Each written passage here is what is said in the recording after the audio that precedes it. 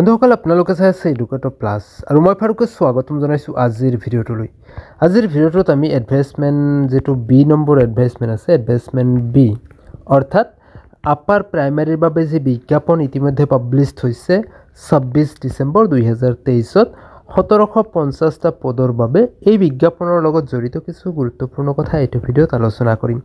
তো আপোনালোকৰ আসলতে কিছুমান ক্ৰাইটেৰিয়াৰ কথা ইয়াত পৰিৱৰ্তন দেখা পাম বা যি ক্ৰাইটেৰিয়াখিনি ইতিমধ্যে আলোচনা হৈ আছে বহু চৰ্চিত হৈ আছে সেই বিষয়ে আলোচনা কৰিম। হিন্দী পোষ্টৰ বাবে কি লাগিব আৰু লগতে সায়েন্স এসিস্ট্যান্ট টিচাৰ এইবিলাকৰ বাবে কি লাগিব গোটেইখিনি কথা আলোচনা কৰিম।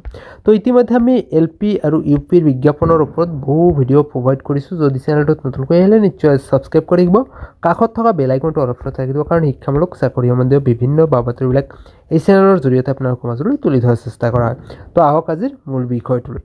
তো বন্ধুসকল ইয়াতে আপোনালোকে দেখা পাব যে প্ৰথমতে আমি এসিস্ট্যান্ট টিচাৰ আপাৰ প্ৰাইমাৰীৰ বাবে যিখিনি ক্ৰাইটেৰিয়া বা যিখিনি কোৱালিফিকেশনৰ প্ৰয়োজন আছে সেইখিনি ইয়াতে উল্লেখ কৰিছে। হায়াৰ সেকেন্ডাৰী অৰ ইকুইভ্যালেন্ট গ্ৰাজুৱেচন হ'ব লাগিব যিকোনো ৰিকগনাইজ ইউনিভাৰ্চিটিৰ পৰা, লগতে আপোনালোকৰ আছে 2 ইয়াৰ্স ডিপ্লোমা আৰু লগতে আছে ডিপ্লোমা ইন এলিমেন্টাৰী এডুকেশ্যন, লগতে আছে বেচেলৰ অৰ্থাৎ ডিএলএড আৰু বিএড, লগতে আপোনাৰ টেট কোৱালিফাই হ'ব লাগিব আপাৰ প্ৰাইমাৰীৰ ক্ষেত্ৰত, চেন্ট্ৰেল টেটে হওক আৰু অসম টেটেই হওক এইখিনি লাগিব আপোনালোকৰ মূলত।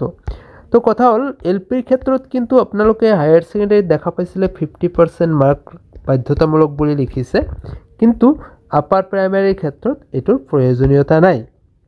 এইখিনি থাকিলে আপোনালোকে আপাৰ প্ৰাইমাৰী এসিস্ট্যান্ট টিচাৰতে আবেদন কৰাৰ সুযোগ পাব। আৰু যেটো মাৰ্কিং সিস্টেম হেতুটো আপোনালোকে নিশ্চয় জানে যে হায়াৰ সেকেন্ডাৰীৰ পৰা লোৱা হ'ব 5%, গ্ৰাজুৱেচনৰ পৰা 5%, আপোনাৰ প্ৰফেশনাল কোৱালিফিকেশন বিএড ডিএলএডৰ পৰা 5% আৰু টেটৰ পৰা লোৱা হ'ব 80%, লগতে আপোনালোকৰ এনসিসিৰ পৰা ম্যাক্সিমাম 5 মাৰ্ক লোৱা হ'ব।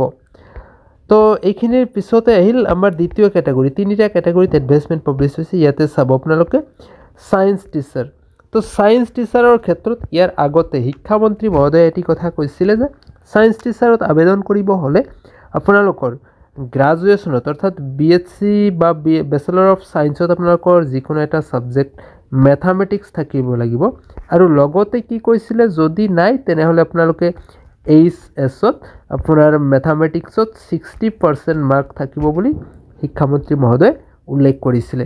তো এইবাৰ এই প্ৰাৰ্থীসকলৰ বাবে যেটো বিজ্ঞাপন পাবলিশ হৈছে ইয়াতে চাব আপোনালোকে এইচএছত অৰ সিনিয়ৰ সেকেন্ডাৰী বিএসসি ইয়াত কিন্তু কত সেই কন্ডিশনটো লগোৱা হোৱা নাই। তাৰ মানে আগৰ দৰেই আছে, এটো আপোনালোকৰ যেটো সিস্টেম আছিল আগৰ বিজ্ঞাপনত সেই বিজ্ঞাপনৰ সেই সিস্টেম মতে আহিছে। আৰু লগতে আছে আপোনালোকৰ হিন্দীৰ ক্ষেত্ৰত চাব ইয়াতে Hindi teacher for upper primary এইখিনিৰ বিষয়ে ইয়াত উল্লেখ কৰা হৈছে। আৰু ইয়াতে কি ক্ৰাইটেৰিয়া দিয়া হৈছে আপোনালোকে চাব হায়াৰ সেকেন্ডাৰী আপোনালোকৰ কোৱালিফাই কৰিব লাগিব, লগতে গ্ৰাজুৱেচন উইথ হিন্দী যিকোনো এটা সাবজেক্ট আপোনালোকৰ গ্ৰাজুৱেচনত হিন্দী সাবজেক্ট এটা থাকিব লাগিব। তো বন্ধুসকল এইখিনি ক্ৰাইটেৰিয়া যদি আপোনালোকে ফুলফিল কৰিলে নিশ্চয়কৈ আপোনালোকে আবেদন প্ৰক্ৰিয়াত অংশগ্ৰহণ কৰিব পাৰিব।